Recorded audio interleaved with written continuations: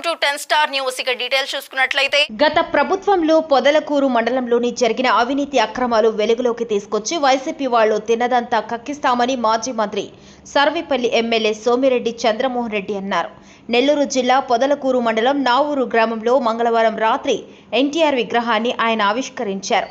అనంతరం సోమిరెడ్డి చంద్రమోహన్ రెడ్డి మాట్లాడుతూ పొదలకూరు మండల ప్రజలను అమాయకులను చేసి మాజీ మంత్రి కాకాని గోవర్ధన్ రెడ్డి అడ్డగోలుగా దోచుకున్నారని ఆరోపించారు. భూముల ఉపాధి హామీ పథకంలో ఇష్టానుసారంగా దోచేశారన్నారు. వాటన్నింటినీ పైసాతో సహా వసూలు చేస్తామన్నారు.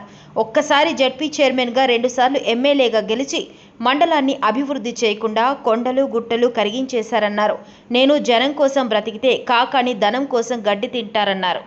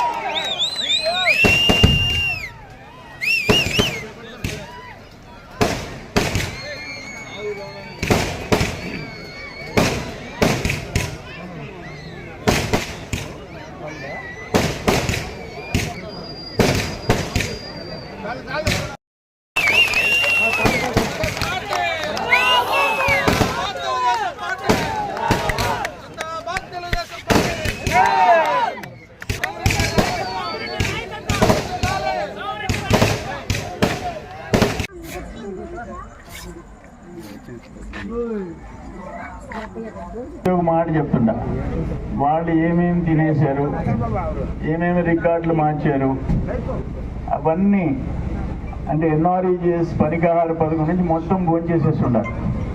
అవన్నీ బయటకు తీస్తాం, కక్కిస్తాం, వదిలిపెట్టాం. ఎవరైనా భూముల్లో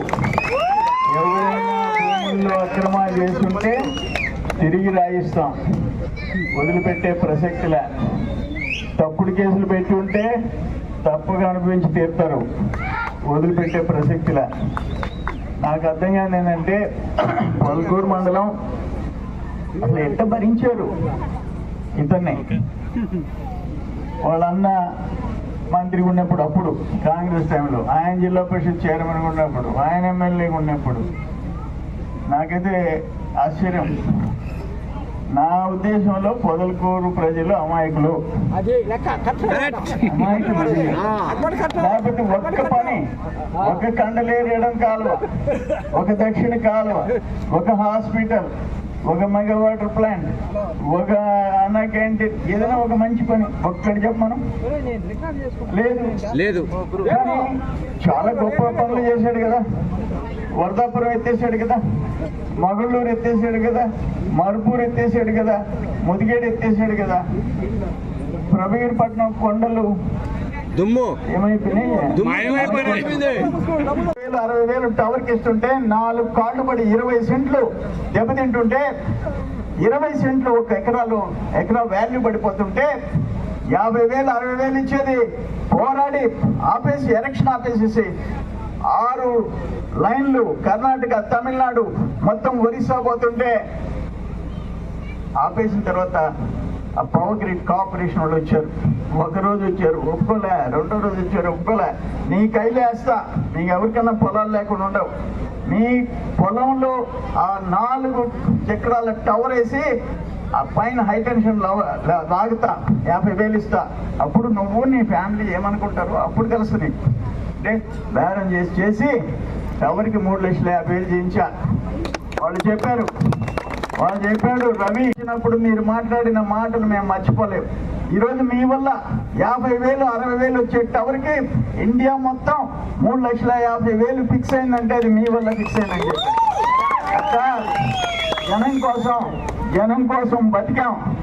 మన తోడేరు ధనం కోసం బతికాడు, డబ్బు కోసం బతికాడు, డబ్బుకి ఎడ్డి తినేదానికి బతికాడు తప్ప రైతులు, పేదోళ్ళు, జనం అంటే లెక్క లేకుండా ప్రవర్తించాడు. తన గ్యాంగ్ దోచుకున్నారు సర్వేపల్లి నియోజకవర్గాన్ని. అవన్నీ కూడా విచారణ చేయకుండా వదిలిపెట్టమని చెప్పి, ఏదేమైనా నేను గెలిచిన తర్వాత నా ఊరు. ఆ దేవుడు కృష్ణుడు, రాముడు ఎదురుగా, దేవాలయం ఎదురుగా మా దేవుడు ఎన్టీ రామారావు గారు, ఆయన ఎదురుగా ఒక ఫస్ట్ పబ్లిక్ మీటింగ్ అడ్రస్ చేశానంటే నా ఊరు ఏం చెప్పేసి నేను మనవి చేస్తున్నా. నాకు వాళ్ళ ఎలక్షన్ అయిన తర్వాత అయ్యా నువ్వు ఫస్ట్ మా ఊరు రావాలా, ఒకటి గ్రామాలు ఉన్నాయి, వైసీపీ వాళ్ళు వాళ్ళ పార్టీ కూడా చేసుకుంటారు, వాళ్ళ జోలికి పోం. కానీ నా ఊరు పెద్ద ఉన్నాడే, అటువంటి వాళ్ళు అరాచకం చేసిన వాళ్ళు మాత్రం వదిలిపెట్టే ప్రసక్తి. అటువంటి మండలానికి నలుగురు ఎదుగురు వాళ్ళకి మాత్రం చుక్కలు చూపిస్తాం, వదిలిపెట్టమని చెప్పేసి